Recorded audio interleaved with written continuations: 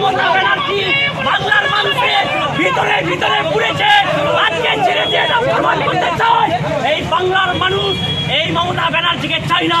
যে মমতা ব্যানার্জি ব্যাকআপ দেয় চোরদেরকে, আন্দোলন যখন প্রোটেস্ট করে তাদেরকে চাই না। এই মমতা ব্যানার্জিকে ধিক্কার জানাই। এই মমতা ব্যানার্জির সামনে এই পুলিশদেরকে ধিক্কার জানাই। আমার সারা জীবন এমন থাকবে না, তৃণমূলও সারা জীবন এমন থাকবে না। বাংলার এই মমতা ব্যানার্জির বিরুদ্ধে আমরা দাঁড়িয়েছি। এই বাংলার ইতিহাস হবে।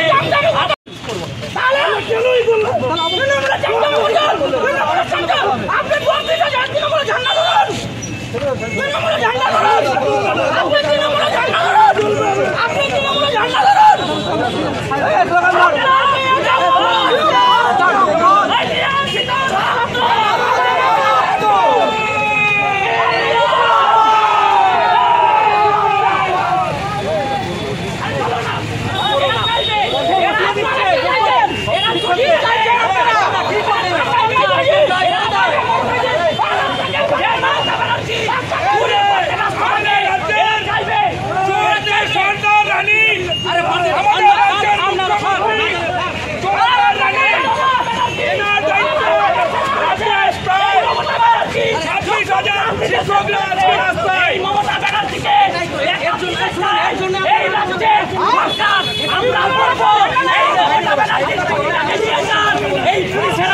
এই পুলিশেরা তার আমরা এই মমতা ব্যানার্জিকে মানি না। এই মমতা ব্যানার্জি বাংলার মানুষের ভিতরে ভিতরে পুরে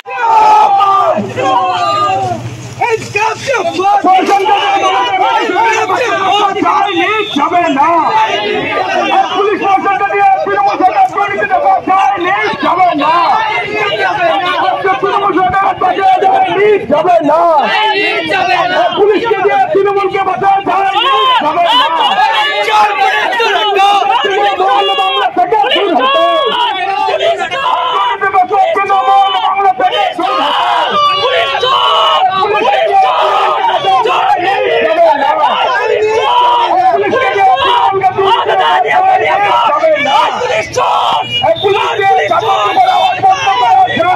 যাবে না। পুলিশ দিয়ে আন্দোলন বন্ধ করা যায়নি, যাবে না।